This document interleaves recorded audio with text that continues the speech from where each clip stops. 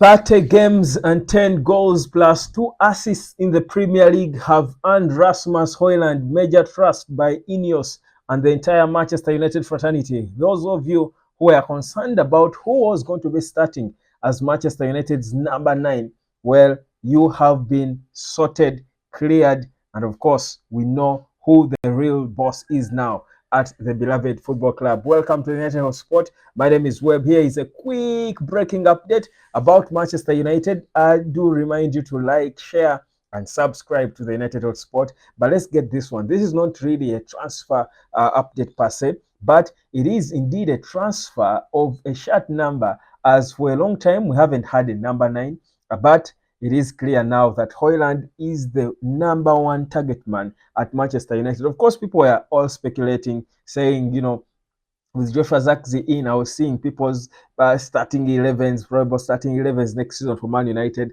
and people were seeming to drop Rasmus Hojlund to the bench. And I'm thinking, how do these people view football? Hojlund, in his first season, scores 10 goals, assists twice in the Premier League. Those are 12 direct goal contributions in 30 games, playing with these selfish players.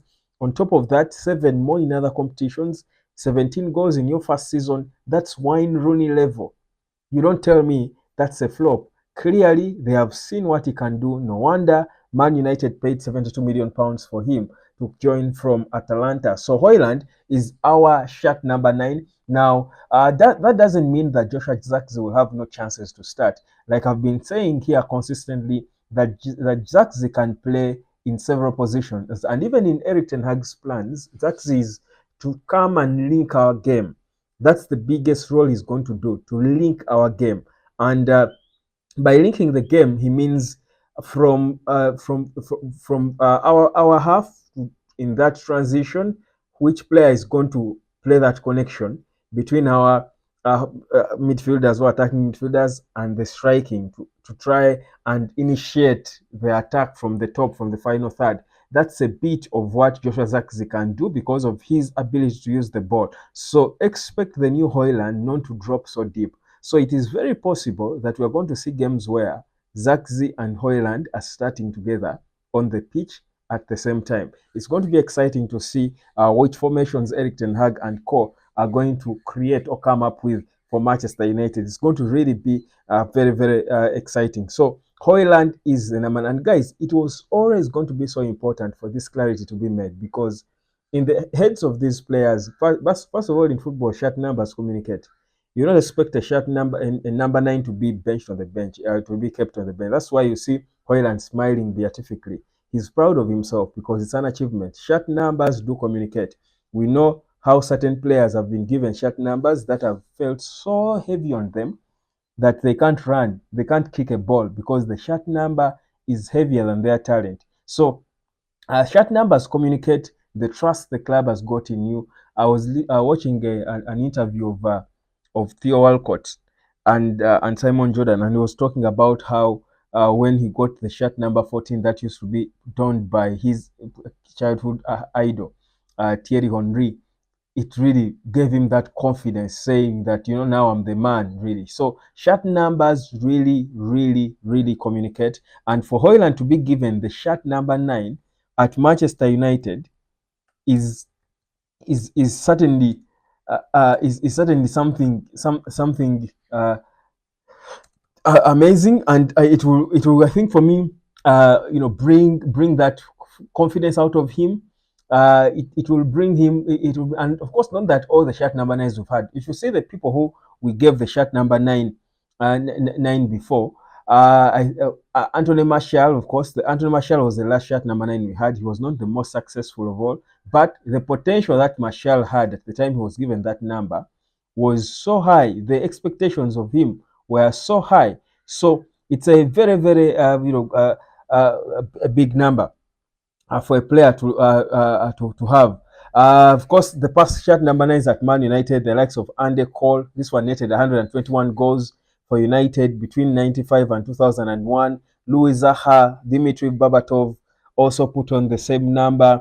Radamel Falcao, you can imagine the expectation we had in Falcao. Zlatan Ibrahimovic, Romelu Lukaku, they have also put on that shirt number. All these are strikers that we've looked at as the proper number 9s who are going to come out there and shake any opponents they face. So the expectation, the biggest load, by the way, it's an honor, but it's also a responsibility. It's a load. You don't want to fail if you're given shot number 9. You don't want to fail. You want to perform. You want to do your best, score the goals. The whole point is to bang in the goals. And now that the atmosphere that INEOS is creating will allow for Hojlund to concentrate on banging in the goals, probably it is one that you will look at and say, this is good. I can do this. Drop down a comment and let me know what you think about this. But also recall that with Joshua Zirkzee, we can as well play with 2 strikers. I feel like there are certain games where we'll come and play with 2 strikers. There are certain games where maybe you can play back 3 and then someone play maybe a 3-5-2 or something, and have Hojlund and Zirkzee starting as the 2 main up top. It's rare these days that certain strikers want to play alone. Most of the strikers in the modern game want to play alone, but it is very possible that in the future we could see Man United playing with 2 guys leading the line. It's all going to be a matter of creating and getting the best out of the squad that we have. Beautiful stuff right there. Hojlund. I don't know if they've got a Hojlund song already. We don't have one yet, I think. I think we need one because, I mean, our shirt number 9 has got to start the season feeling the confidence coming from all of us. So, beautiful stuff right there. But recall that United are not done with the striker. There is, I think, a plan to bring in another more experienced striker from whom Hojlund is expected to learn quite a number of things. Another more experienced striker, either Ivan Toney, like he's been linked with United, or someone else, 27, 28, even close to 30, in the evening in the late 20s. We might bring in a striker in the late 20s, just strictly cheap one, but with experience, strictly to give us that depth in terms of experience, but also for Hojlund to learn from them. So don't expect someone to come in to just to have the pressure of scoring the goals. The number 9 is already communication that Hojlund is the man. We are entrusting with that pressure of getting us the goals that are going to knock Liverpool and Man City off their patch. And I trust you me, he has got exactly what it takes. I've said it here before that on a good day, Hojlund, put him in Man City, he'll score more goals than Erling Haaland. He has shown that he has got that talent. Like, share, subscribe. Peace, love, and harmony. Give me your 2 cents about this. Whether you're happy or you're disappointed, what do you think? Drop down a comment and let me catch you later, fam.